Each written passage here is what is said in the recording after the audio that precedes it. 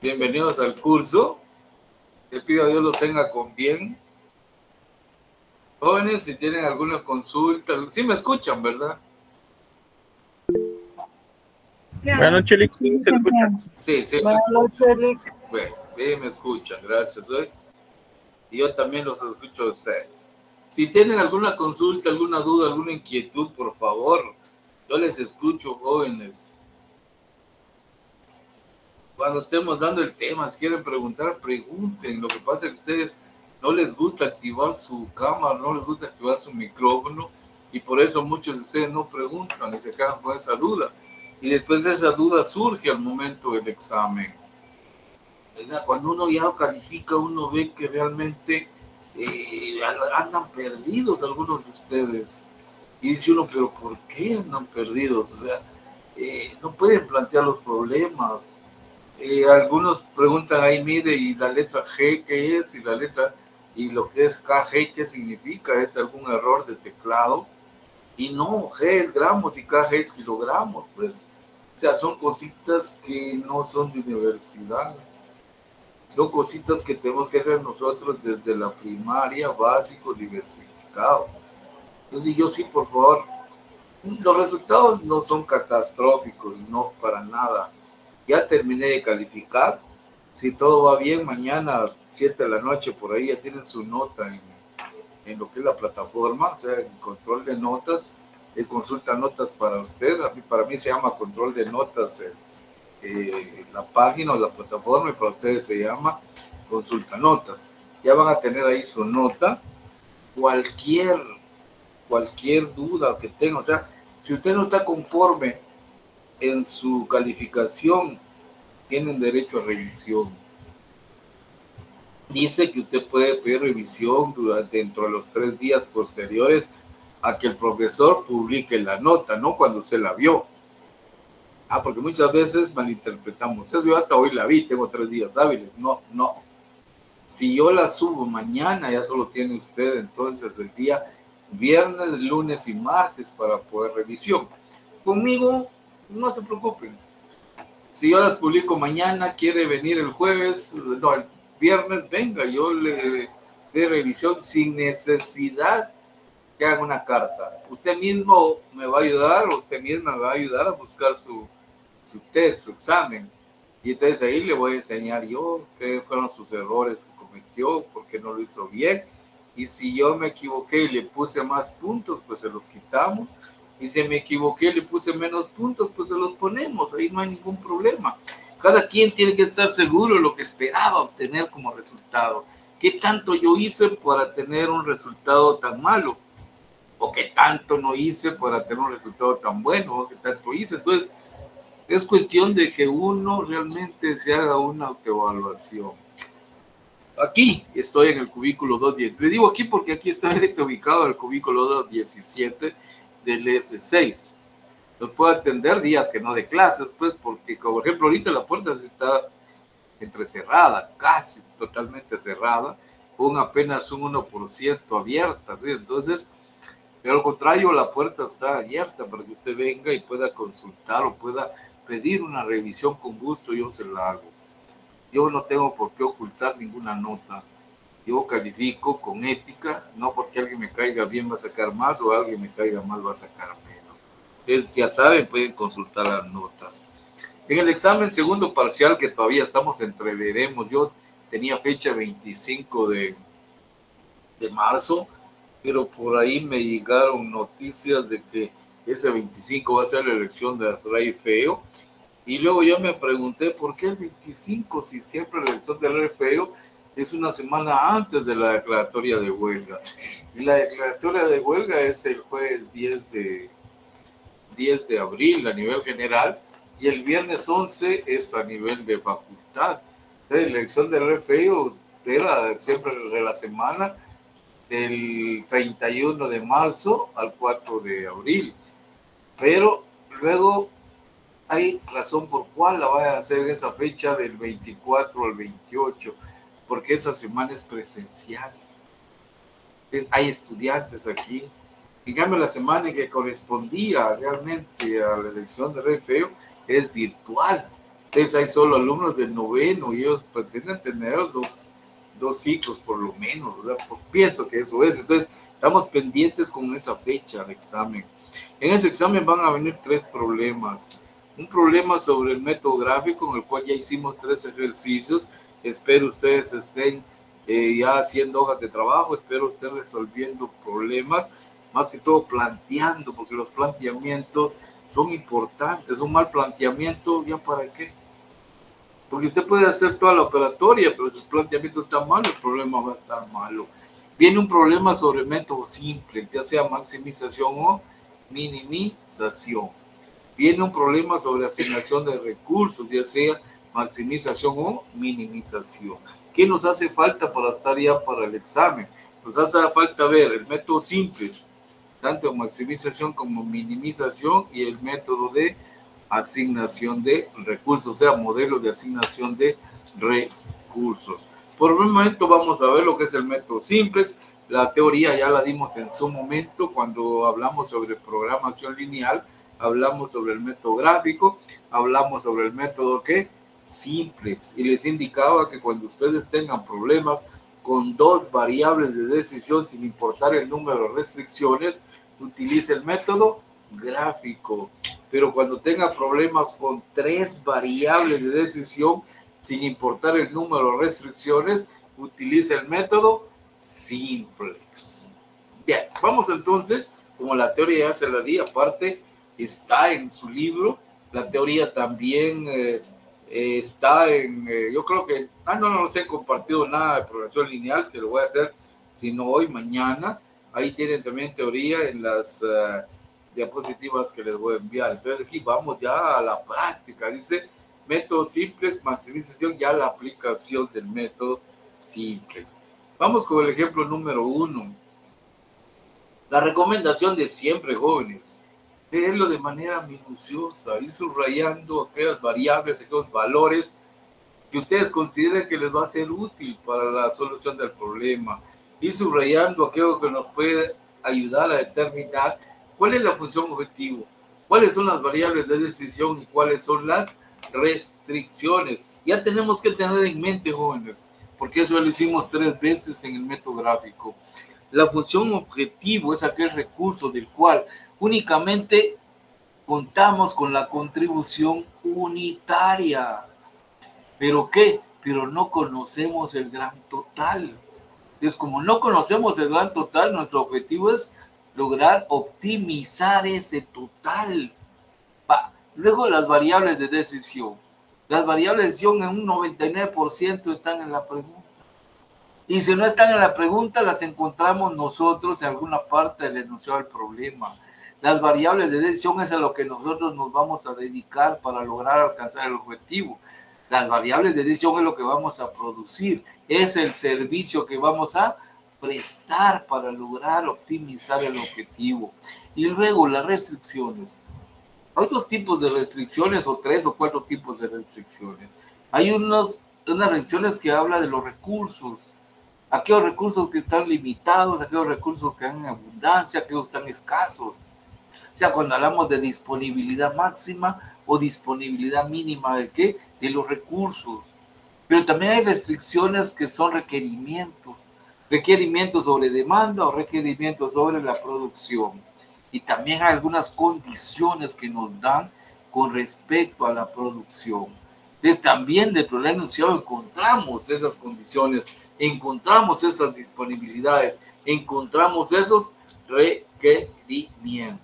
Dice, el gerente de la relojería Velázquez desea optimizar la ganancia que se... Aquí de una vez no lo dice. Dice, desea optimizar. Si lo puse así es porque así está en el problema del ejercicio.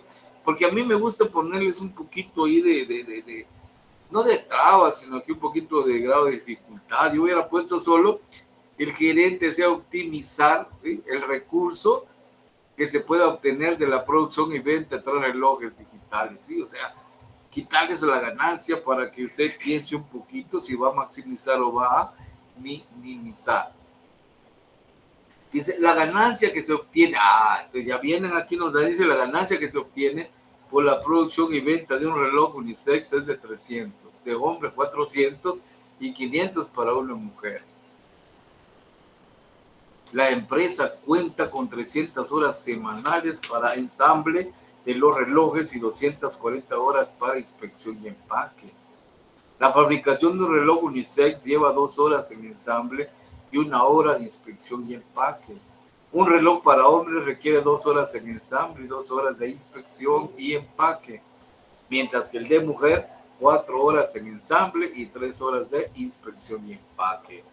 Además, se sabe que no se deben producir más de 100 relojes, sumando las 3 clases. ¿Cuántos relojes de cada clase se deben fabricar para lograr lo que desea el gerente? Entonces, ese enunciado hay que leerlo minuciosamente. Eso es lo que tienen que hacer. Ahora no sé si el 25, qué día vamos a cambiar la fecha para el segundo examen parcial. Todo depende de esa actividad que tienen los de la subhonorable de económicas. Luego de haber leído minuciosamente, haber subrayado aquellas variables importantes, nos hacemos las 3 preguntas básicas. ¿Cuál es el objetivo a alcanzar? El objetivo a alcanzar es aquel recurso del cual solo conocemos la contribución unitaria, pero no conocemos el gran total. En este caso dice, el gerente de la relojería Velázquez desea optimizar la ganancia que se puede obtener de la producción y venta de 3 clases de relojes. Aquí de una vez dice optimizar la ganancia. Entonces el objetivo es maximizar la ganancia total. Ahora bien, si no dijera el gerente de la relojería Vázquez desea optimizar la ganancia.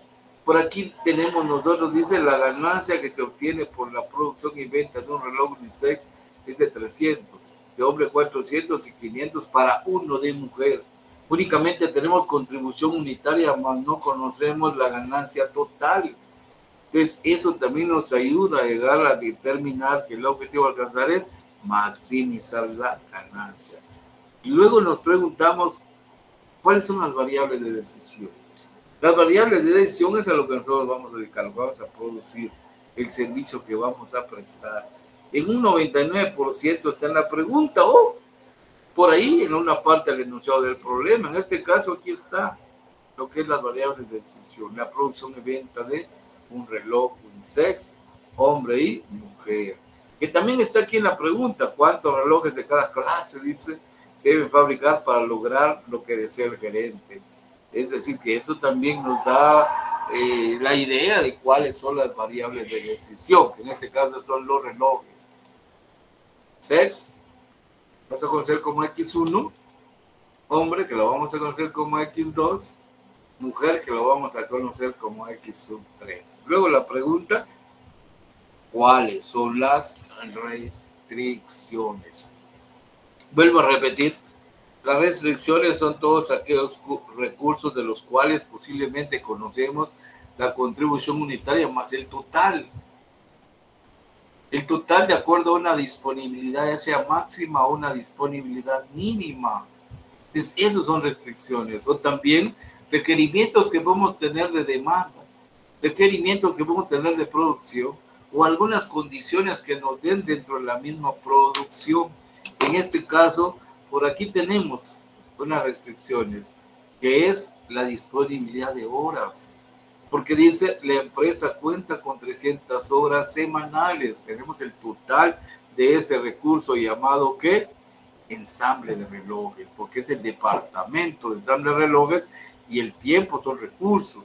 Entonces, tenemos la disponibilidad de esos recursos en el departamento de ensamble.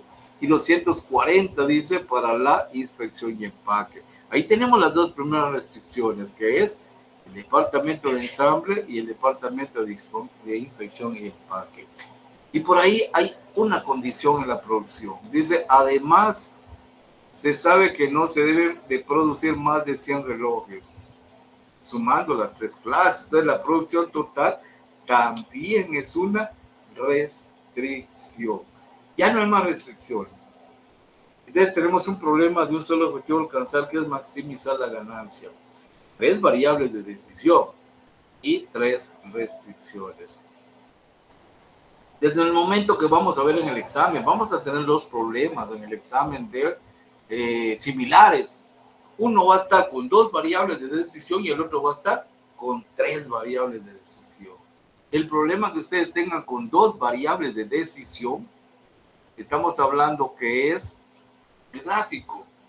Y el problema que ustedes tengan con 3 variables de decisión, estamos hablando que es el método simplex. No, los encapuchados, ¿no? Estamos hablando que es el método simplex. En este caso, entonces, tenemos un problema de 3 variables de decisión. Como tenemos un problema de 3 variables de decisión, lo vamos a resolver por el método simplex.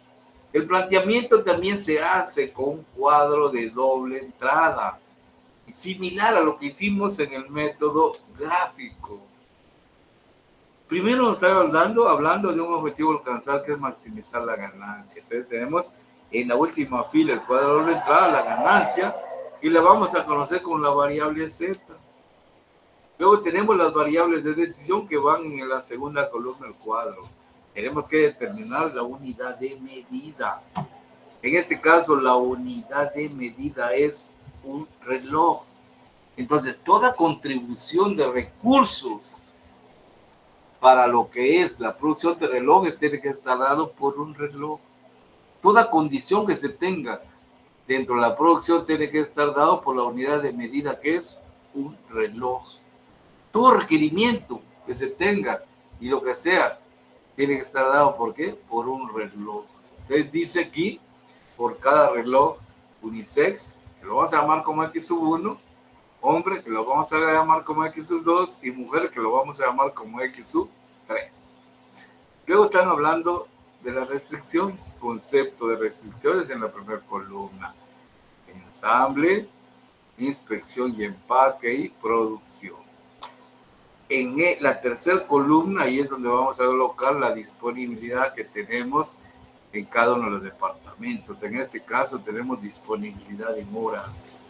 Entonces aquí tenemos la disponibilidad. Aparte tenemos una condición dentro de la producción. Entonces también aquí ponemos ese total de la condición que nos están dando en la producción total. Y en la última columna vamos a colocar un signo que nos ayude a definir matemáticamente cada una de las restricciones. Y ese signo debe ser de la forma menor o igual o mayor o igual. En el enunciado del problema no va a decir menor o igual, no va a decir mayor o igual, sino que va a haber una palabra que expresa esos signos, tanto el menor o igual como el mayor o igual. Puede estar una palabra lo sumo, como mínimo, más de, menos de, como máximo, o sea, lo que ustedes conocieron cuando recibieron métodos 2 en las pruebas de hipótesis, que teníamos que usar un signo para lo que era la hipótesis alterna y también para la hipótesis nula. Y habían expresiones que nos lo llevaban a esos signos. Lo mismo sucede aquí.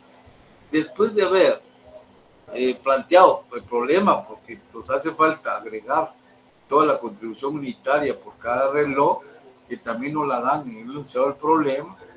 La primera información dice: la ganancia que se obtiene por la producción y venta de un reloj unisex de 300 quetzales.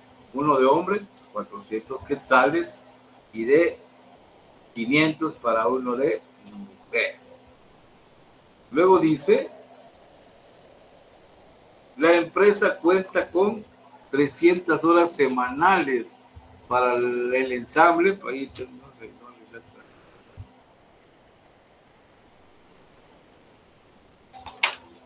Dice 300 horas semanales para ensamble de relojes y 240 horas para la inspección y empaque. Está hablando de una disponibilidad. ¿Disponibilidad de qué? De 300 horas en el departamento de ensamble y 240 horas en el departamento de inspección y empaque. Si estamos hablando de una disponibilidad, cuando hablemos solo de disponibilidad y no tengo un apellido, esa disponibilidad es disponibilidad máxima. O sea, yo dispongo de esa cantidad. No puedo usar más de 300 horas. No puedo usar más de 240 horas en el departamento de ensamble y en el departamento de inspección y empaque respectivamente. Puedo usar esa cantidad de horas o menos. Por lo tanto, los signos dicen que son tanto para ensamble como para inspección menor o igual. La siguiente información que dan dice, la fabricación de un reloj, es la unidad de medida, lleva 2 horas en ensamble y 2 horas en inspección y empaque. Un reloj de hombre requiere 2 horas en ensamble y 2 horas en inspección y empaque. Mientras que el de mujer, 4 horas en ensamble y 3 horas en inspección y empaque. Además, dice, se sabe que no se deben de producir más de 100 relojes sumando las 3 clases. Dice que la producción total no puede ser mayor a ¿qué? A 100 relojes. Por lo tanto, el signo es menor o igual. Y aquí está hablando de las 3 clases de relojes. Entonces tenemos aquí la unidad, que es un reloj. Estamos hablando de una unidad. Entonces aquí ponemos una unidad y una unidad, que es la unidad de medida. Cuando calculemos, utilizando el método simplex, la cantidad de relojes unisex, es decir, el valor de X1, el valor de X2 y el valor de X3, y lo multipliquemos por 1, esa sumatoria tiene que ser 100 unidades o menos. Este recordatorio lo hicimos también en lo que es el método gráfico. Tenemos que verificar cada una de las columnas. Estamos hablando que es por cada reloj. Entonces la contribución unitaria, tanto en ensamble como en inspección, tiene que ser por un reloj. Y tanto la ganancia tiene que ser por un reloj. Luego tenemos que verificar en las filas, que hablemos la unidad, la misma unidad de medida. Estamos hablando aquí horas, horas, horas y horas. En veces en el problema nos dan segundos, minutos y horas. Todo lo convertimos a minutos, o todo lo convertimos a segundos, o todo lo convertimos a horas. Y luego en la tercera tenemos unidad, unidad, unidad y unidad, y no hay ningún problema. Tenemos ahora sí ya el planteamiento del problema. Después de plantear el problema, entonces ya venimos a construir el modelo matemático. ¿Y en qué consiste la construcción del modelo matemático? Primero, en definir matemáticamente la función objetivo en forma de ecuación. Luego, definir cada una de las restricciones en forma de inecuaciones. Y de esa manera estamos construyendo el modelo matemático. Definamos primero matemáticamente la función objetivo en forma de ecuación. La información está en la última fila del planteamiento. Dice 300 de x sub 1, que es la función objetivo, que va a ser maximizar z, que va a ser igual a 300 de x sub 1 más 400 de x sub 2 más 500 de x sub 3. Cuando lleguemos a obtener en el último tablero del método simplex el valor para x1, el valor para x2 y el valor para x3, es decir, la cantidad de relojes unisex para hombre y para mujer que vamos a producir, y lo multipliquemos por la ganancia unitaria, vamos a tener la ganancia total.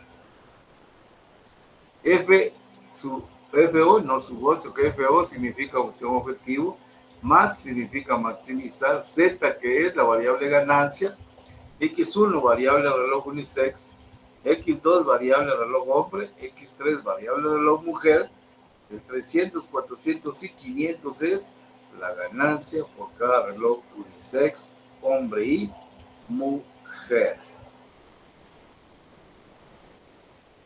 ¿Alguna duda? ¿Cómo definimos matemáticamente la función objetivo?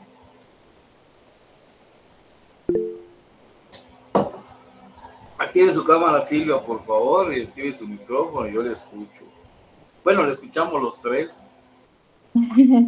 Buenas noches, licenciado. Solo tengo una pregunta. No es con la función objetivo, sino que esa sí me quedó clara, pero no escuché muy bien cuando usted decía algo de la disponibilidad de la condición, si no tenía como apellido, algo así dijo, pero no.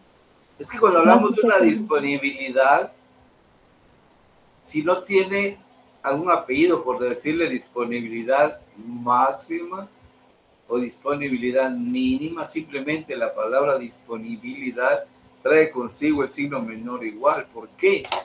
Porque si yo dispongo, y la vez pasada les hice un pequeño, les puse un pequeño ejemplo, sí. Yo dispongo aquí, ¿sí ve cuánto tengo aquí? 5 quetzales. Va. Entonces, esta es mi disponibilidad, eso es lo que cargo en la bolsa. Ese es decirle yo, mi presupuesto, pues lo que tengo en la bolsa. ¿Será que si yo voy con la señora que vende chicles y quiero comprar una bolsita de Lay's y cuesta 6 quetzales, la puedo comprar? No. Va. Pero si un torso es de 2 quetzales. Eso sí. Ahí está. Entonces, por eso es que cuando únicamente dice disponibilidad, el signo es menor o igual. Ah, ok. Está bien. Gracias, licenciado. Va, vamos ahí. Luego dice definición matemática de las restricciones. Esas restricciones las vamos a definir en forma matemática, utilizando inecuaciones. La primera restricción, que es la del ensamble, dice 2 de x sub 1 más 2 de x sub 2 más 4 de x sub 3, que va a ser menor o igual a 300. La restricción que representa al departamento de ensamble. La número 2, x sub 1, es decir, 1 de x sub 1 más 2 de x sub 2 más 3 de x sub 3, que va a ser menor o igual a 240, que es la restricción de inspección y empaque. Luego tenemos la número 3, 1 de x sub 1 más 1 de x sub 2 más 1 de x sub 3. Gracias, Silvia, por haber bajado la mano. Si tiene duda, la vuelve a levantar, que es menor o igual a 100 unidades, que es la restricción de la producción total. Y solo para recordarnos, para tener en mente que las variables no pueden tener valores negativos, que es la restricción de la no negatividad. Matemáticamente sí, pero por lógica no. ¿Por qué? Porque estamos hablando de producción. Pero en determinado momento yo les puedo poner un problema en la cual les dé un valor negativo. Entonces ustedes van a decir ahí que matemáticamente les dio ese valor, pero no es lógico. O sea, aquí se puede dar un montón de cosas en el examen. ¿Por qué? Porque uno debe evaluar qué tanta capacidad tiene usted para determinar si el problema se puede solucionar o no se puede solucionar. Si matemáticamente tiene una solución, sí. Matemáticamente sí, porque le va a dar para la variable un valor negativo matemáticamente. Pero para una respuesta lógica en la producción, no. Pero sí matemáticamente. Entonces, eso es lo que tenemos que nosotros tener aquí, que matemáticamente le puede dar, aunque por lógica no. La restricción de la no negatividad recuerda que x sub 1, x sub 2 y en este caso x sub 3 tienen que ser mayor o igual que 0. Luego de haber definido matemáticamente las restricciones, vamos a agregar un paso más, que eso no se hace en el método gráfico. En el método gráfico continuamos como estén los signos de las inecuaciones, en este caso no. Tenemos que comprobar si el problema es estándar. En el caso de una maximización, los signos de las restricciones, excepto la restricción de la no negatividad, porque la restricción de la no negatividad no va a formar parte del modelo matemático cuando resolucionemos el problema. Esta definición, o sea, esta inecuación o esta restricción únicamente recuerda que las variables no pueden tomar signos negativos, pero nosotros únicamente revisamos los signos de las inecuaciones que son parte directa del enunciado. Escúchese bien, del enunciado del problema, porque esto de la restricción de la no negatividad no estaba en el enunciado del problema. Eso es una restricción como nata, o sea, de nacimiento de cada problema, y es parte de cada problema, algo que nos recuerda que los valores de las variables no pueden ser negativos. Entonces, solo revisamos las las inecuaciones que representan a cada una de las restricciones que vienen dentro del enunciado del problema. En el caso de una maximización, todos los signos tienen que ser menor o igual. Si encontramos por ahí una de estas restricciones con el signo mayor o igual, tenemos que cambiarle la forma al signo. Es decir, como tiene mayor o igual, tenemos que pasarlo a menor o igual. Para eso, o se logra, mejor dicho, multiplicando, para mi fuerza, ¿qué es lo que desea el señor? Multiplicando toda la inecuación por menos 1. Es al multiplicar toda la inecuación por menos 1, entonces ya le cambiamos la forma al signo. Con esa inecuación trabajamos y al final entonces para comprobamos con esta inecuación. De esta manera entonces ya construimos los modelos matemáticos. Definimos matemáticamente la ecuación, definimos matemáticamente las inecuaciones. Ahora tenemos que continuar con el desarrollo del problema. ¿Alguna duda cómo definir la función objetivo matemáticamente? ¿Alguna duda cómo definir las inecuaciones matemáticamente? Sí. Ángeles, por favor, active su micrófono, active su cámara. Hola, licenciado, no sé si ya me ve. ¿Ya? Ya la veo. Buenas noches. Solo corroborando. Cuando estemos en maximización, todos los signos deben ser menor y ellos no sean igual. En la maximización. Sí, en la maximización, si hay todos uno que los sea signos. mayor, lo multiplicamos por menos 1, ¿correcto? Así es. Gracias. Bueno.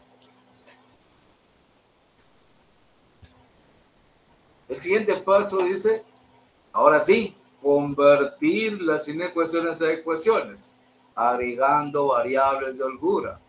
Una variable de holgura por cada inecuación. Ahora ya no es como el método gráfico. El método gráfico únicamente le cambiamos la forma al signo. No convertimos inecuaciones a ecuaciones, sino que únicamente le cambiamos la forma al signo. Ahora sí vamos a convertir inecuaciones. Como vamos a convertir, como ya hemos determinado que el problema es estándar, que todos los signos son menor o igual, entonces vamos a convertir en ecuaciones de la forma menor o igual a una ecuación. Y cuando se convierten en ecuaciones de la forma menor o igual a ecuaciones, se agregan variables de holgura. Una variable de holgura por cada inecuación. En este caso vamos a tener 3 variables de holgura. Una variable de holgura para cada inecuación. Vamos a convertir la primera inecuación a ecuación. 2 de x sub 1 más 2 de x sub 2 más 4 de x sub 3. Agregamos la primera variable de holgura más h sub 1, es decir, la primera variable de holgura h sub 1, que va a ser igual a 300. Si usted quiere, pone aquí más 0 de h sub 2 más 0 de h sub 3, porque van a haber 3 variables de holgura, porque hay 3 inecuaciones. La segunda ecuación, x sub 1 más 2 de x sub 2 más 3 de x sub 3. Ahora le agregamos la segunda ecuación, la segunda variable de holgura, perdón, que va a ser h sub 2. ¿Por qué? H sub 1 le corresponde a la primera, h sub 2 a la segunda, que va a ser igual a 240. Convirtamos la tercera inecuación, x sub 1 más x sub 2 más x sub 3, la tercera variable de holgura más h sub 3, que va a ser igual a 100. ¿Alguna duda cómo convertir en ecuaciones a ecuaciones cuando son o cuando tienen las inecuaciones la forma del signo menor o igual?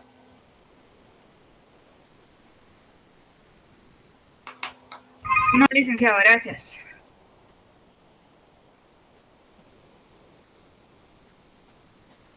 Bien.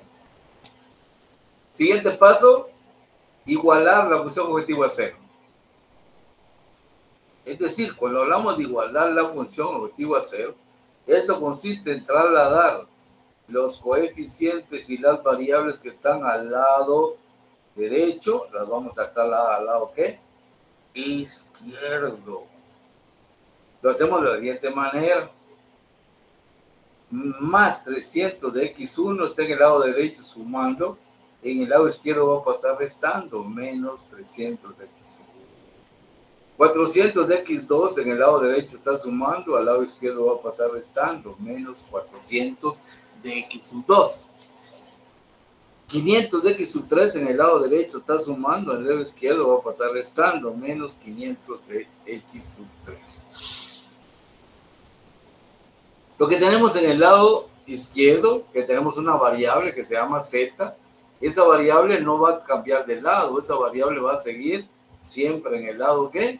En el lado izquierdo, por lo tanto sigue con su signo, más z, que va a ser igual a 0. En eso consiste igualar a 0 la función objetivo. ¿Alguna duda cómo igualar a 0 la función objetivo?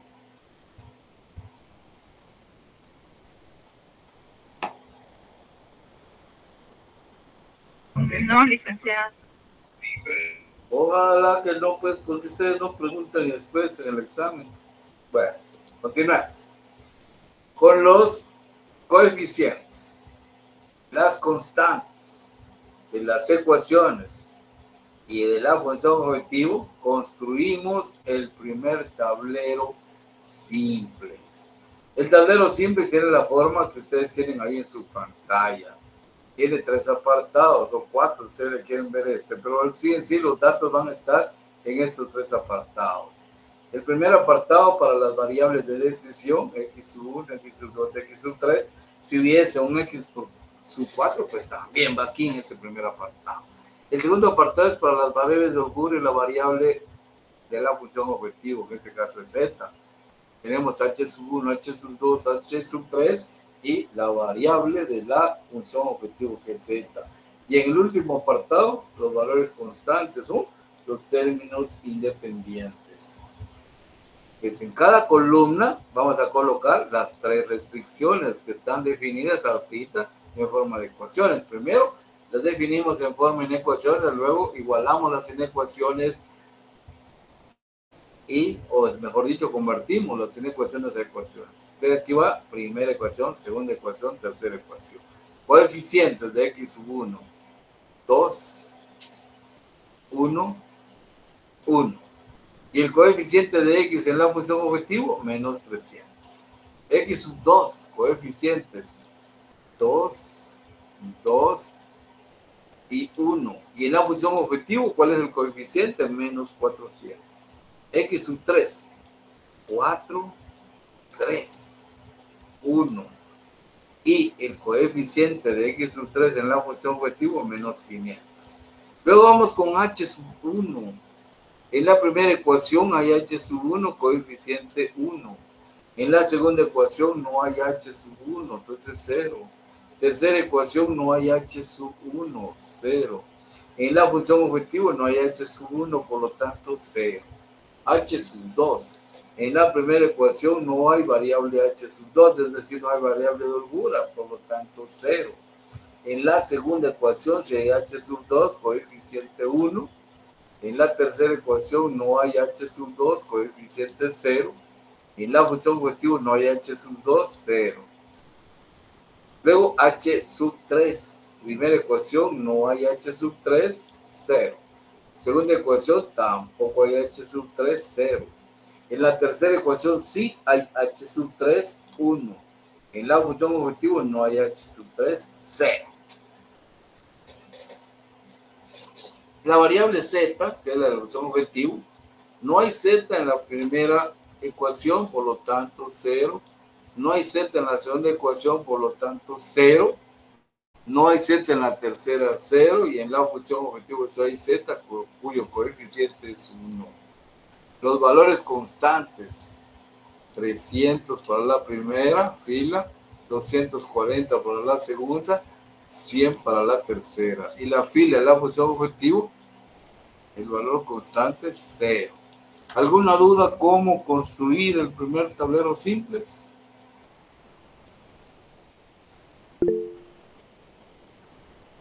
Por favor, Alex, active su cámara, active su micrófono. Una pregunta, ¿por qué colocamos S1 o cómo lo identifico yo? No le escuché. En Z. ¿Cómo colocamos S1 en la variable Z? Aquí está el coeficiente en la función objetivo. Aquí está, variable Z, con coeficiente es 1. Ya, ahora sí. Ya, licenciada. Gracias.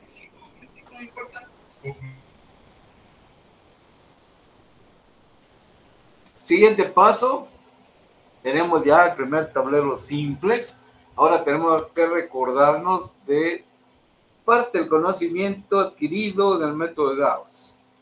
Porque aquí vamos a convertir en 1 también, vamos a convertir en 0. Entonces, parte de los conocimientos. Ahorita, algo nuevo para ustedes. Ya no vamos a convertir los coeficientes en una matriz identidad. Ahora ya no. En el método simplex no necesariamente los unos van a estar en la diagonal principal. Los unos pueden estar ya sea en la diagonal secundaria, como puede estar un 1 en la segunda fila, el otro 1 en la primera, el otro 1 en la tercera. Aquí lo primero que vamos a hacer es localizar columna pivote. La columna pivote va a estar entre las variables de decisión y las variables de holgura. En la última fila dice que la columna pivote es aquella que en su última fila tenga el menor valor. Para la primera columna, en su última fila, el menor valor es menos 300. Para la columna de X sub 2, el valor que tiene en la última fila es menos 400. Para la columna de X sub 3, el valor que tiene en la última fila es menos 500. Para H sub 1 es 0, para H sub 2 es 0 y para H sub 3 es 0. Los valores entonces que están aquí en la última fila, de todos estos valores, ¿cuál es el menor? Es una pregunta. ¿Cuál es el menor de esos valores? Menos 500. Menos 500. Entonces, dice que la columna pivote va a ser aquella que en su última fila va a tener el menor valor. Y el menor valor es el menos 500, por lo tanto, la tercera fila, la fila de H sub 3, es considerada columna pivote. Ya determinamos la columna pivote. Ahora tenemos que determinar lo que se le llama el elemento pivote. Cualquiera de los elementos que están entre la primera, segunda y tercera fila puede ser elemento pivote. Solo recuerden lo que les voy a decir. Si quieren, anótenlo por ahí, no sé. O recuerden que elemento pivote solo puede ser valores positivos. Un elemento pivote no puede ser un negativo ni 0. Solo los valores positivos pueden ser elemento pivote.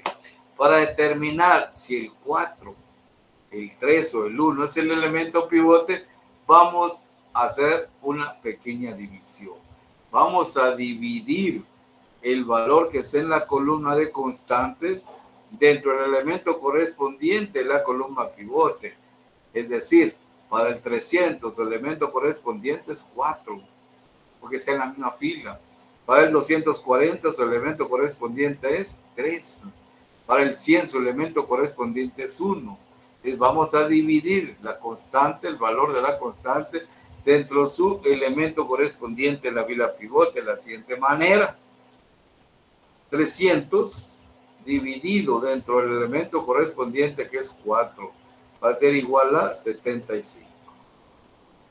En la segunda fila, 240, el valor de la última columna, o sea, el valor de la columna de constantes, dividido entre el elemento correspondiente de la columna pivote, dividido 3, que es igual a 80. Y por último, el 100, que está en la última columna de constantes, lo dividimos dentro del elemento correspondiente de la columna pivote. 100 dividido entre la de 1 es igual a 100. Luego localizamos el menor cociente positivo. Y ese menor cociente positivo es el que nos indica cuál es el elemento pivote. En este caso, el menor cociente positivo es el 75. Ese 75 indica que el elemento pivote es el 4. ¿Alguna duda, jóvenes, cómo convertir? No, hombre, ya me estoy adelantando. ¿Alguna duda cómo localizar el elemento, la columna pivote? ¿Cómo determinar el elemento pivote? Dos cosas hicimos ahorita aquí. En el primer tablero, localizamos columna pivote y después de localizar columna pivote, determinamos qué elemento de esa columna es el elemento pivote. ¿Alguna duda cómo lo hicimos?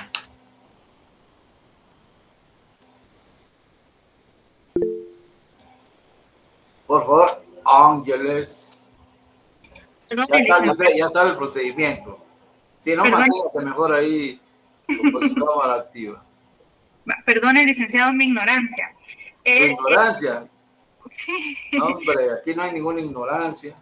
Para detectar la columna pivote, es el número más alejado de cero, en este caso, por eso escogimos menos 500. Es el menor de todos los valores, o véalo de esta manera, el mayor absoluto, pues.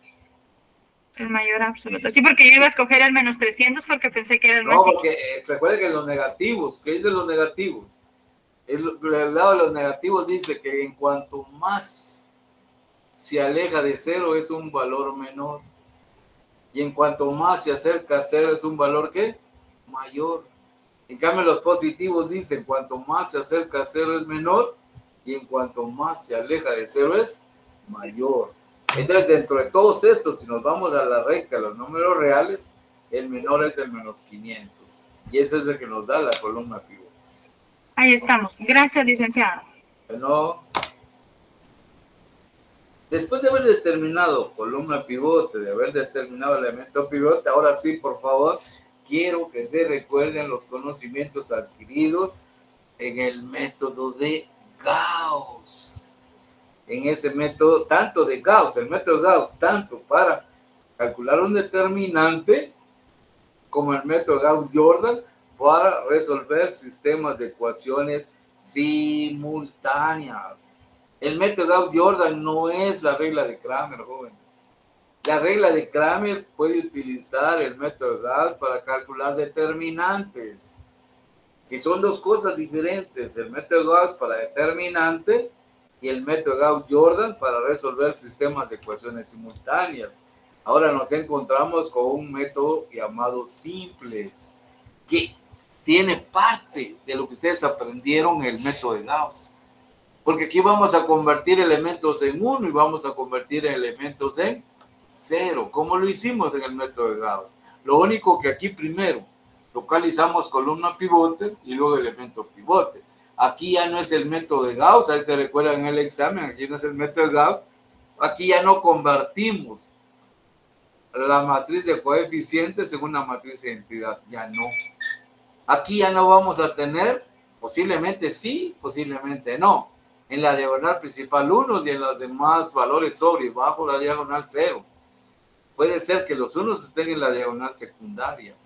Puede ser que un 1 esté aquí en la tercera fila, primera columna. El otro puede ser que esté en la primera fila y segunda columna. Y el otro puede ser que esté en la segunda fila y tercera columna. Es aquí, ya no es el método Gauss. Dice, convertir en 1 el elemento pivote. Para convertir en 1 el elemento pivote, recuérdense, el inverso de ese valor, que en este caso es 1/4, lo que está aquí escrito es lo que estoy platicando. El inverso del elemento pivote es 1/4. Ese valor lo vamos a multiplicar por cada uno de los elementos de la fila, es decir, el 1/4 lo vamos a multiplicar por cada uno de los valores de la fila. Es decir, que el 1/4 lo vamos a multiplicar por el 2. Lo vamos a multiplicar por el 2. Esta es la primera columna, segunda, tercera, H1, H2, H3, Z y constantes. El inverso lo vamos a multiplicar por 4, por 1, por 0, por 0, por 0 y por 300.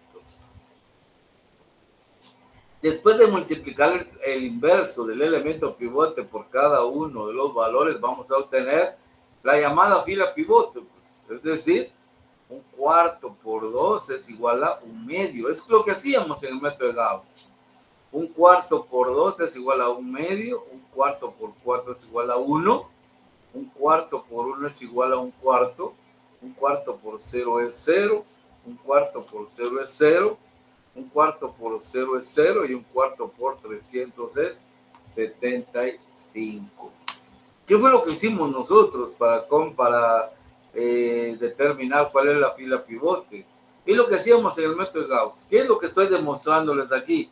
Aquí estoy demostrando las operaciones que se realizan. Es decir, 1/4 por 2. Eso fue lo que hicimos. 1/4 por 2. 1/4 por 4. 1/4 por 1. 1/4 por 0. 1/4 por 0. 1/4 por 0 y 1/4 por 300. Y de esa manera obtuvimos que la fila pivote. Esa fila pivote va a ser útil para convertir los restantes elementos de la columna pivote en ceros. Vamos primero a convertir el 3 entonces en 0. Vamos a dejar aquí plasmadas las operaciones que se realizan para convertir un valor en 0. El valor a convertir en 0 con signo cambiado, en este caso menos 3, lo vamos a multiplicar por cada uno de los valores de la fila pivote. Es decir, que el menos 3, lo vamos a multiplicar por cada uno de ¿qué? De los valores de la fila pivote. Por el 1/2, por el 1/2, por el 1, por el 1/4, por el 0, por el 0, por el 0 y por el 75. Y vamos a tener resultados parciales. Menos 3 por 1/2 es igual a menos 3/2. Menos 3 por 1/2 es igual a menos 3/2. Menos 3 por 1 es igual a menos 3. Menos 3 por 1/4 es igual a menos 3/4. Menos 3 por 0 es 0. Menos 3 por 3 es 0. Menos 3 por 0 es 0. Y menos 3 por 75 igual a menos 225. A los resultados parciales que obtenemos al multiplicar el valor a convertir en 0 con signo cambiado por la fila pivote, a esos resultados les vamos a sumar los valores correspondientes de la fila en donde está el elemento a convertir en 0. En este caso, a los resultados parciales le vamos a sumar el 1, el 2, el 3, el 0, el 1, el 0, el 0 y el 240. Y entonces vamos a tener como resultado los valores de la segunda fila. Menos 3/2 más 1 es igual a menos 1/2. Menos 3/2 más 2 es igual a 1/2. Menos 3/2 más 3 es igual a 0. Menos 3/4 más 0 es igual a menos 3/4. 0 más 1, 1. 0 más 0, 0. 0 más 0, 0. Menos 225 más 240, 15. Y estos valores son los valores que vamos a obtener ¿en qué? En la segunda fila. De esa manera entonces convertimos en 0 los elementos restantes de la columna pivote después de haber convertido en 1 el elemento pivote. ¿Alguna duda hasta ahí, jóvenes, por favor?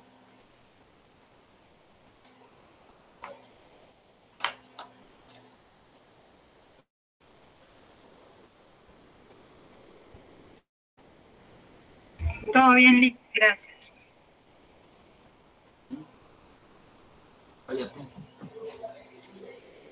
Vamos entonces. Aquí vamos. Ya cuando estén trabajando es necesario dejar esos datos, que esos cálculos, los cálculos son mentales. Entonces aquí vamos a trabajar ya mental. Ya convertimos en 1 el elemento pivote. Ya convertimos en 0 el 3. Y como dice que hay que convertir los restantes elementos de la columna en 0, como ya convertimos el 3, ahora el 1 y el menos 500. Si convertimos el 1, el inverso de ese valor, que en este caso, no, hombre, che, ya olvídense lo que yo dije ahorita. Para convertir en 0 no es el inverso, no es el inverso, no es el inverso. El inverso es para convertir en 1. Para convertir en 0 un valor dice que ese valor con signo cambiado. En este caso el -1 lo vamos a multiplicar por todos los valores de la fila pivote. Y a los resultados le vamos a sumar los valores correspondientes de la fila en donde está el valor a convertir en 0, en este caso, la fila número 3. -1 por 1/2, -1/2, más 2/2 es igual a 1/2. -1 por 1/2 es igual a -1/2, más 2/2 es igual a 1/2. -1 por 1, -1 más 1 es 0. -1 por 1/4 es -1/4 más 0, -1/4, es decir, ya se volaron el cuarto, no hay nada. Bueno, -1 por 0 es igual a 0 más 0, 0. -1 por 0, 0 más 1 es 1. -1 por 0, 0 más 0 es 0. Y -1 por 75, -75, más 100, 25. Convirtamos ahora el -500 en 0, ese valor con signo cambiado, es decir, 500 lo vamos a multiplicar por cada uno de los valores de la fila pivote. Y a los resultados parciales le vamos a sumar los valores correspondientes de la fila en donde está el -500, es decir, la última fila, que es el -500 que vamos a convertir en 0. Decimos 500 por 1/2 es igual a 250, menos 300, menos 50. 500 por 1/2 es igual a menos 200, no, 250 positivos, menos 400 es igual a menos 150. 500 por 1, 500, menos 500, 0. 500 por 1/4 es igual a ¿qué? 125, más 0, 125. 500 por 0, 0, más 0 es 0. 500 por 0 es 0, más 0 es 0. 500 por 0 es 0, más 1 es 1. Por último, 500 por 75 es igual, más 0, a 37.500. Bien, vean. Si ustedes quieren ir probando si van trabajando adecuadamente o no, les voy a indicar algo. No es un chivito, sino que simplemente es algo que yo puedo ir comprobando. Es decir, cada tablero es un tablero factible de solución. Así como el gráfico, cada punto factible de solución, cada vértice extremo en el área factible es un punto factible de solución. Aquí, cada tablero es una posible solución. Dice la teoría dice que tenemos que verificar en la última fila del tablero y tenemos que verificar desde x⁻1 hasta h⁻3 o si hay h⁻4 para que sea el tablero que nos da la solución óptima. Todos los valores que están aquí desde x1 hasta h⁻3 tienen que ser ceros y o positivos. Si hay uno o más valores negativos, ese tablero no da la solución óptima, pero sí es una solución factible, así como vimos el gráfico. Entonces, si queremos ver si vamos trabajando bien, denle valores a las variables de decisión. Y después de darle valores a las variables de decisión, sustituyan en la función objetivo. Y al sustituir esos valores en la función objetivo, les tiene que dar el valor de la última fila y última columna. ¿Se recuerdan que yo les dije?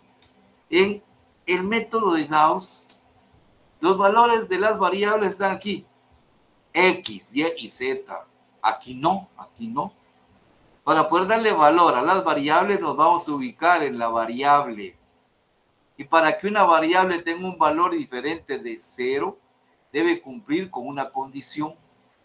Que en su columna debe haber un 1. Y ese 1 deben estar acompañados de 0. Si en esa columna no se reúne esa condición, entonces el valor para esa variable es 0. Entonces, x sub 1, ¿cuánto vale? 0, porque no cumple esa condición. Anote por ahí usted que x sub 1, ¿cuánto vale? 0.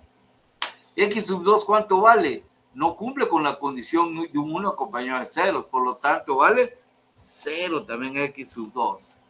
X sub 3, ¿cuánto vale? Ah, sí cumple con la condición, porque tiene un 1 acompañado de ¿qué? De ceros. Entonces recorre usted de la ubicación de X sub 3 hasta la ubicación de 1. Y en el 1 recorre de izquierda a derecha hasta la columna de constantes. Y dice que X sub 3 es igual a 75. Ahora sustituyen la función objetivo. Si se recuerdan cuál es la función objetivo, dice 300 de X sub 1 más 400 de X sub 2 más 500 de X sub 3. Sustituyen entonces esos valores. X1 vale 0, X2 vale 0 y X3 vale 75. Entonces sustituye usted y diciendo 300 por 0 más 400 por 0 más 500 por 75. 300 por 0 es 0 más 400 por 0, 0 más 500 por 75 es igual a 37,500. ¿Sí les da eso? Sí, licenciado. 37,500 es igual a 37,500. Por el momento, matemáticamente van trabajando bien. Digo matemáticamente porque si el planteamiento está malo, aunque el escuadre aquí está malo, así de sencillo. Porque lo que estamos haciendo únicamente aquí es comprobando matemáticamente. ¿Tá? Y ahorita que me recuerdo, por favor, jóvenes, yo soy bien claro con ustedes. No le voy a poner la misma nota a aquella persona que deja constancia de los procedimientos y operaciones que realice a aquellos que solo hacen abreviaturas, que no hacen ninguna operación.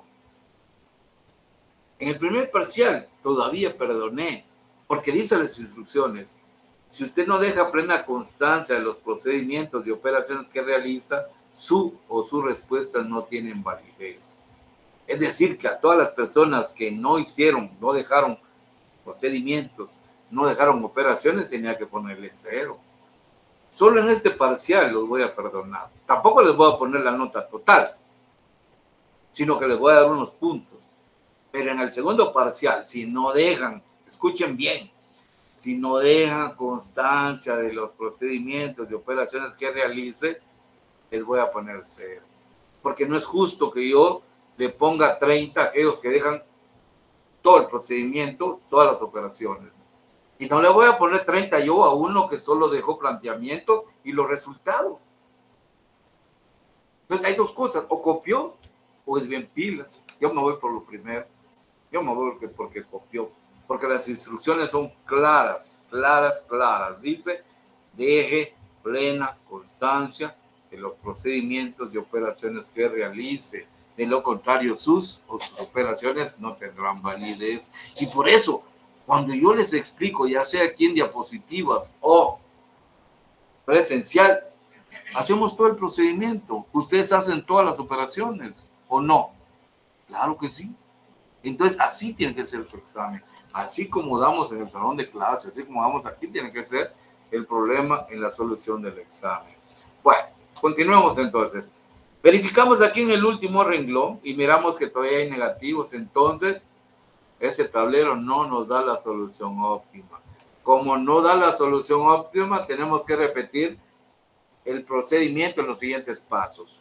Localizar columna pivote, determinar elemento pivote, convertir el elemento pivote en 1 y convertir los restantes elementos de la columna pivote en 0.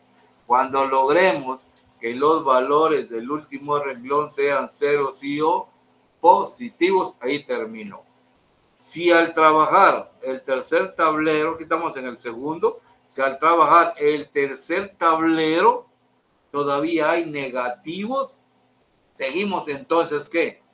Localizando columna pivote, determinando elemento pivote, convirtiendo en 1 el elemento pivote, convirtiendo en 0 los restantes elementos de la columna pivote, y eso paso los vamos a repetir hasta que todos los valores desde x sub 1 hasta h sub 3 sean ceros y o positivos. Entonces vamos a repetir algunos pasos del procedimiento. Primero, localizar columna pivote. Vamos a ver si se les quedó, jóvenes. Vamos a ver, ¿quién me dice cuál es la columna pivote? X1, X2, X3, X2. H sub 2, H sub 3. ¿Por qué X2? Porque es el valor más bajo. Porque es el más bajo, no, es el menor valor. Perdón, el menor valor. ¿Hablamos bajito así o así, va? O sea, bajo o alto, no, el menor valor. Es el menor valor. Es el menor valor. Porque si hablamos de bajo y alto, híjole, no. Es el menor valor. Entonces estamos hablando que la columna pivote, ¿cuál es? La columna que le corresponde a X sub 2. ¿Ya se les quedó cómo seleccionar, mejor dicho, cómo localizar la columna pivote? ¿Ya no va a haber error en el examen?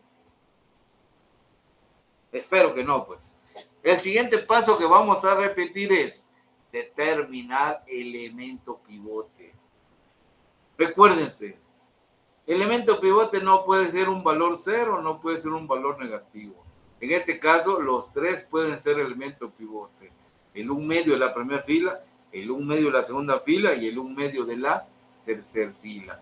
Para determinar cuál de esos tres es el elemento pivote, el valor que sea en la columna de constantes lo dividimos dentro de su respectivo valor de la columna pivote. De la siguiente manera, 75 dividido su valor correspondiente a la columna pivote, 1/2, que va a ser igual a 150. Segunda fila, 15 dividido entre el valor correspondiente, que también es 1/2, que es igual a 30. La tercera fila, 25 dividido dentro del elemento correspondiente, que es 1/2, que es igual a 50. Localizamos el menor elemento, el menor cociente. El cociente no es coeficiente, es cociente. Cociente es el resultado de una división. El menor cociente es el 30. Ese 30 nos indica que el 1/2 que está en la segunda fila es el elemento pivote. ¿Se les quedó cómo localizar columna pivote? ¿Se les quedó cómo determinar elemento pivote, jóvenes? Todos hacen así, ¿va? Todos, eso, más. Algunos lloran porque no se les quedó y no se animan a preguntar, ¿va? Pero yo también voy a enviar ahí mi reacción, ¿verdad? ¿Ah? Para mí también, ¿va? O si no, a ver si se quedó claro, ¿va? Yo sé, ¿va? Pero esperemos que sí, por favor. Bueno, como ya quedó claro cómo localizar columna pivote, quedó claro cómo determinar elemento pivote, el siguiente paso dice convertir en 1 el elemento pivote. Es decir, el 1/2 lo vamos a convertir en 1. Para convertir en 1 un elemento pivote, dice el inverso, que en este caso es 2, lo vamos a multiplicar por cada uno de los valores de la fila. Y los resultados en este caso los vamos a ubicar en el tercer tablero, en la segunda fila. 2 por menos 1/2 es igual a menos 1. 2 por 1/2 es igual a 1. 2 por 0 es igual a 0.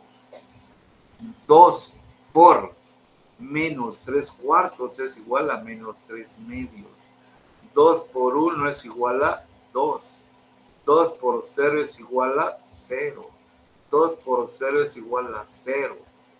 2 por 15 es igual a ¿qué? A 30. A esta fila le vamos a llamar fila pivote. Ya convertimos en 1 el elemento pivote. Siguiente paso, convertir en 0 los restantes elementos de la columna pivote. En este caso, 1/2 medio y el menos 150. Primero, el 1 medio de la primera fila.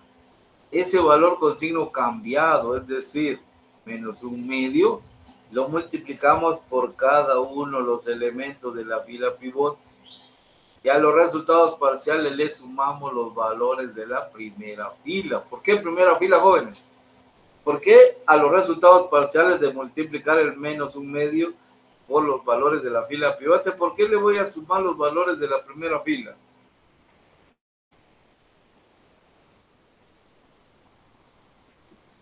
Porque ahí está el valor que queremos convertir en 0. Así es, Manuel, así es. Hoy sí, jóvenes, háganle así. Bueno, vamos entonces, háganle ahí a eso, ahí, la licenciada está ahí, ahí. Bueno, vamos entonces, eso, hasta corazoncito le están mandando, Manuel. Bueno, vamos entonces. Qué bueno, está bien, es permitido. Bueno, vamos entonces, menos 1 medio por menos 1 es igual a 1 medio. Más 1 medio es igual a 1, porque son 2 medios. 1 medio más 1 medio, 1. Menos 1 medio por 1, menos 1 medio, más 1 medio es igual a 0. Menos 1 medio por 0 es 0, más 1 es 1. Menos 1 medio por menos 3 medios, más 1 cuarto es igual a 1. Menos 1 medio por 2, más 0, menos 1. Menos 1 medio por 0, 0, más 0 es 0. Menos 1 medio por 0 es 0, más 0 es 0. Menos 1 medio por 30 es igual a menos 15, más 75, 60. Ya convertimos el 1 medio en 0, ahora vamos por favor con el otro 1 medio. Son 1 medios, pero son diferentes porque tienen una diferente ubicación. Este 1 medio es de la primera fila y este 1 medio es de la tercera fila. Y este 1 medio es de la segunda fila. Y ese valor con signo cambiado, es decir, menos 1 medio, lo multiplicamos por cada uno de los valores de la fila pivot. Y ahora, ¿qué valores le vamos a sumar, Manuel? De la tercera fila. En la tercera fila. ¿Ven que es bonito eso? Ja. Vamos entonces, menos 1 medio por menos 1, más 1 medio, 1. Menos 1 medio por 1, menos 1 medio, más 1 medio, 0. Menos 1 medio por 0, 0, más 0 es 0. Menos 1 medio por menos 3 medios. Menos 1 cuarto, 1 medio. Menos 1 medio por 2, más 0, menos 1. Menos 1 medio por 0, 0, más 1 es 1. Menos 1 medio por 0 es 0, más 0 es 0. Menos 1 medio por 30, más 25, 10. Vamos a convertir ahora el menos 150 en 0. Ese valor con signo cambiado lo multiplicamos por cada uno de los valores de la fila pivote, es decir, 150. Lo multiplicamos por cada uno de los valores de la fila pivote y a los resultados parciales le vamos a sumar ahora los valores de la última fila, la fila de la función objetiva. 150 por menos 1, menos 50, menos 200. 150 por 1, 150 menos 150, 0. 150 por 0, 0, más 0 es 0. 150 por menos 3 medios, más 125 menos 100. 150 por 2, más 0, 300. 150 por 0, 0, más 0 es 0. 150 por 0, 0, más 1 es 1. 150 por 30 más 37.500, 42.500. Luego verificamos si es el tablero que da la solución óptima. Vemos que todavía hay negativos. Hay negativo en X sub 1, hay negativo en H sub 1. Eso quiere decir que este tablero no da la solución óptima. Pero si es un tablero factible, vaya jóvenes, vamos a ver, denme el valor para x sub 1, el valor para x sub 2 y el valor para x sub 3. ¿Qué valor tiene para este tablero factible x1? ¿Qué valor tiene x2 y qué valor tiene x3?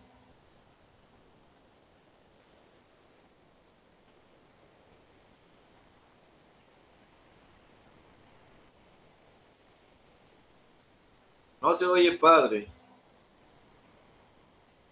El chiste del que no se oye, padre, ¿verdad? ¿Qué valor tiene x1, jóvenes? Eso no es complicado. ¿Qué valor tiene x2? ¿Qué valor tiene x3?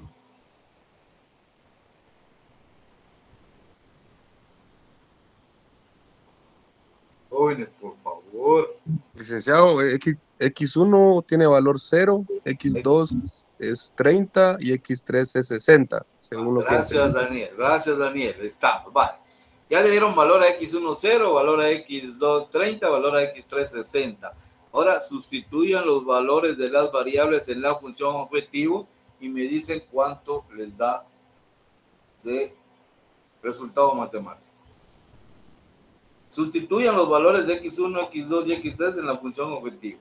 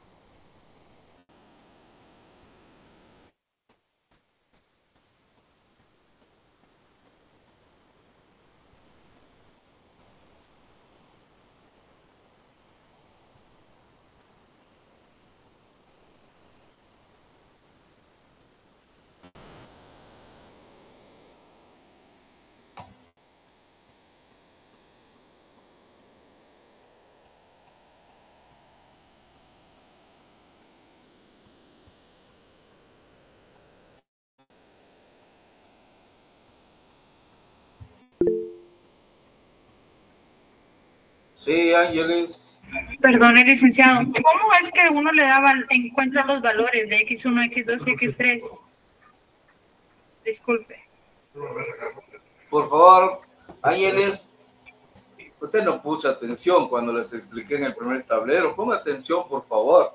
Okay. Dice que para darle valor a las variables de decisión nos ubicamos en las variables de decisión. Por ejemplo, en X1, para que X1 tenga un valor diferente de 0, en esa columna debe haber un 1 acompañado de ceros. Y como no sucede, el valor de X1 es 0. Para X2 sí cumple con la condición de un 1 acompañado de ceros. Entonces tiene un valor diferente de 0. Recorremos de arriba hacia abajo hasta la ubicación del 1. Recorremos de izquierda a derecha la ubicación de constantes y dice que X2 tiene un valor de 30. X3 cumple con la condición, un 1 acompañado de ceros. Recorremos de arriba hacia abajo a la ubicación del 1. Recorremos de izquierda a derecha la columna de constantes y dice que X3 vale 30. De esa manera le damos valores a X1, X2 y X3. ¿Cuánto les da al sustituir valores en la función objetivo, jóvenes, por favor? 42,000. 42,000, aquí está. 42,000. Vamos matemáticamente, vamos trabajando correctamente, matemáticamente. Por la hora, vamos a dejar aquí y el día viernes vamos a terminar. El día viernes, entonces, aquí, en el tercer tablero, como este tablero no da la solución óptima, entonces, pero ya verificamos que vamos trabajando correctamente. Entonces vamos a localizar columna pivote, vamos a determinar elemento pivote, vamos a convertir el elemento pivote en 1, vamos a convertir los restantes valores de la columna pivote en 0. Eso lo vamos a hacer el día viernes por este mismo canal a la misma hora, es decir, 19 horas. 19 horas con la licenciada Yesenia, por si tienen alguna duda sobre horas de trabajo, y yo le doy allá 10 minutos, y doy inicio a las 19:10. Que Dios me los bendiga, que Dios me los guarde, pasen una linda noche, una bendecida noche para cada uno de ustedes. Nos vemos, si Dios nos lo permite, nos da unos días más de vida, nos vemos en Red Jóvenes el día viernes de esta misma semana. Gracias, feliz noche. Feliz noche. Feliz noche. Feliz noche a todos, a todas. María de Los Ángeles Flores, ¿cuándo va a venir por aquí? No sé,